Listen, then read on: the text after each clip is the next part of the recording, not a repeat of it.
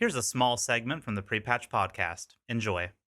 Supposedly, it was revealed at Gamescom. That's where okay, Behind it was closed doors. behind closed doors. The Switch 2 was basically behind closed doors, shown to some people. And obviously someone leaked it. Like shocker, shocker. But basically, according to the recent leak, the next Nintendo console, which is going to be called the Switch 2, or no, whether it's called Switch 2, I'm pretty sure it'll probably be called the Switch 2 or It'll probably, Switch yeah, I don't Duo or doubt it. something like that. Or Switch U, whatever. Switches. It's supposed to apparently have backwards compatibility. It is going to use a new cartridge. Yeah. And have some kind of new camera feature, whether it be AR or That's weird. Probably AR. That would make honestly that would make sense. AR. Yeah. Well, that's what I was about to say. That would make sense because Nintendo actually just came out and said that they're going back into the virtual reality realm as well. They haven't touched virtual reality for like 34 years or some shit like that. What was the Mario Kart. No. Was that- The no, that VR. Oh wasn't- my god, what did they have? It was the red thing. Cardboard boxes.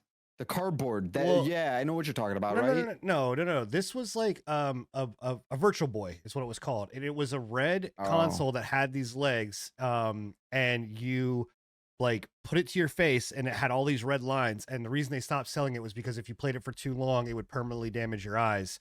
And you would see like red lines, or some shit. That's crazy. It's wild, but that was the thing into the VR. I mean, AR doesn't. AR makes sense because they did do like the Mario Kart thing where you built your. You also got was... AR for like Pokemon and shit too. Yeah. So with Pokemon I can see Go, them going into that definitely with a Switch. I actually that's a really good idea for a Switch.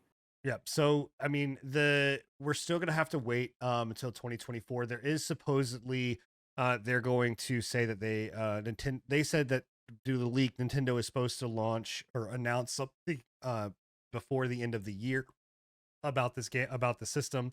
And that what's crazy here is that it's power wise, if you read right here, it's saying that it will actually be able to run something like Final Fantasy VII Remake, like the PS5.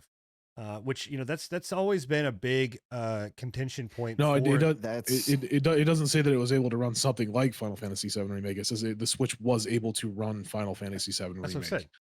I said that. The Switch 2 was. No, you said to. like you said like Final Fantasy VII Remake. But it's okay. I get what you're saying. I get what you're saying. Do you believe that?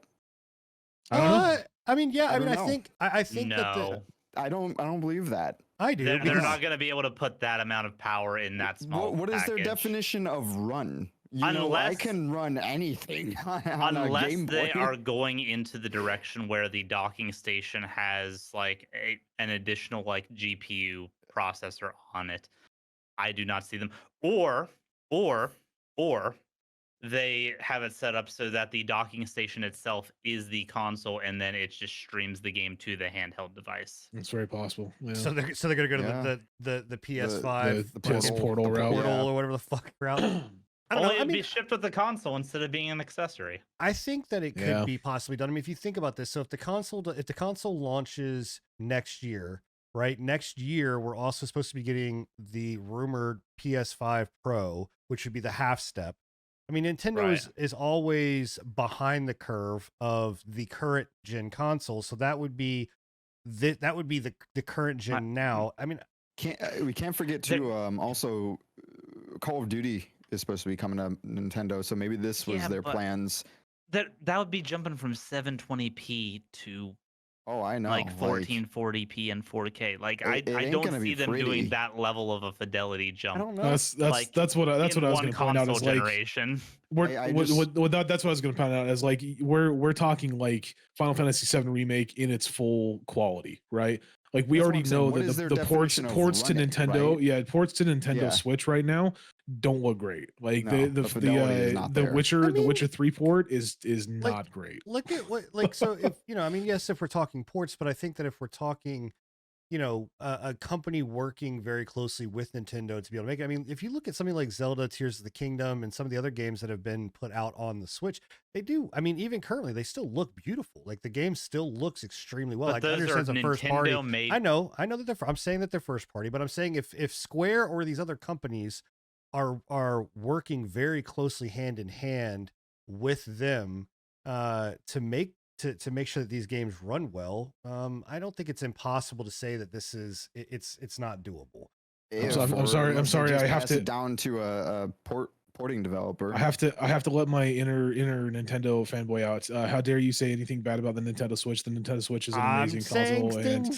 I'm not talking to you. Not talking to you. Well, sorry. I innately, when anybody thinks that there's some contention, just automatically think that it's me.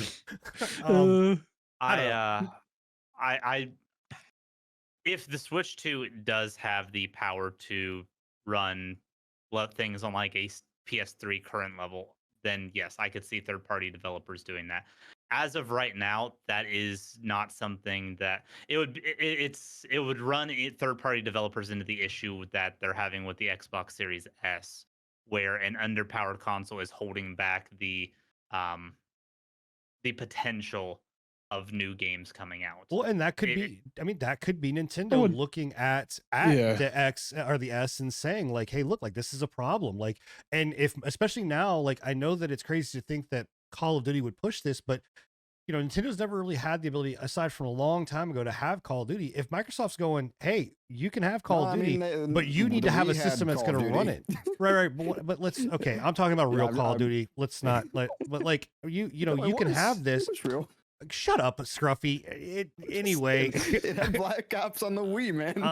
Nintendo really could be like, hey, like, we need to make a powerful, a really powerful system. I mean, it's known that Nintendo systems are underpowered. Maybe this is the point where Nintendo goes, okay, like we have the Steam Deck. That's a competitor now. We have whatever this Lenovo system is. That's a competitor now, right? Yeah, the ROG or whatever. Asus ROG. That I'm going to say that's out there. I'm not going to say it's a competitor. It's so I think that they're seeing like, oh shit. And honestly, even this like PSP or PlayStation Portable handheld, garbage streaming device, whatever, like they're still seeing that as that's competition, because it's not too long before Sony goes, okay, cool. You know what? This was a hot piece of trash, but let's actually make a portable device.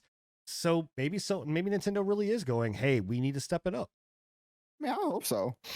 I do too. Yeah. Competition breeds success. So getting my hands my hands on a Switch has opened me up to like Nintendo games in general. Yeah, like, I mean, could you imagine? I mean, it's like I'm still quenched pretty good, but it's. But could you imagine like a Pokemon or a Zelda or a first party game that's about it. on a system that can legitimately. Yeah. Like, could you imagine? Like, again, these guys are over here talking about poop. So. Could you? Well, you were talking about pee earlier, so could you imagine? I have 1 and 2. Oh my god. Anybody else want to? I'm going to start one more time. Somebody else want to interrupt me? Can you imagine? And some of his kids. Nintendo with the ability or the power of PlayStation 5 to put out first party games, like what it would look like. It would be dope, insane. Yeah. It'd be insane. It would be really good. And it's Yeah. something that honestly, that's literally the only negative that I can talk about Nintendo with their first party titles is it doesn't live up to modern tech standards. And that's a nitpick. That is a nitpick. It's a fair nitpick. It's always been with Nintendo though. Like they've never been caught up with the current day standards pretty much. So it is sad. That's been one of my biggest complaints. They're complacent in their own little corner though. I mean they're happy where they're at. I think they might find this might be them finally realizing like you said. But Sin brings up a good point. Like you're looking at like the Steam Deck, the ROG, whatever you want to call it, the Legion 2 or the Legion Pro or whatever it is, the Legion Go, and now the PlayStation Portal, right? Like it's only a matter of time before like they get completely ousted out of like the portable. The portable systems, even phones. Like look at you look at Genshin Impact, stuff like that. Phones are getting to that point, So definitely. It's another question with this is if this console is powerful enough, what do you like? What's the reasonable price point for? Because that's always been a big positive for the Switch is it's always been the most affordable console.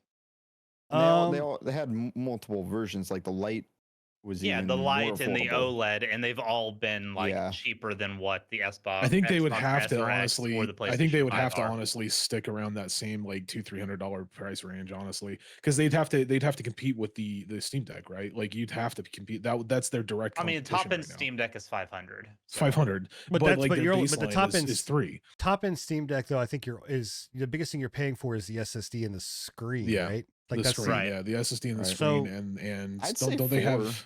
is a fair price point. There's no way. If it's touted, if it's going to be running 4, like they say it is, I don't there's know. no way. 4 if they have multiple, like if they have like the I mean, the Switch OLED Switch right now is Lite 350 and the Switch, so. yeah. That's what I'm saying. I don't think. I thought it was 4. I don't think they can go to. I don't think they can do 4. I think they could stay within the 3 to 350 range and be fine. If they go 4, they have to bundle with the game. Like I think if they bundle with like a Mario or I think they'll do else, it already. Yeah, they'll do it automatically. They'll bundle with like a Zelda game or something, you know. Or maybe they do 4 with like the Nintendo Pass or whatever else, like online service. It's like 20. I don't know.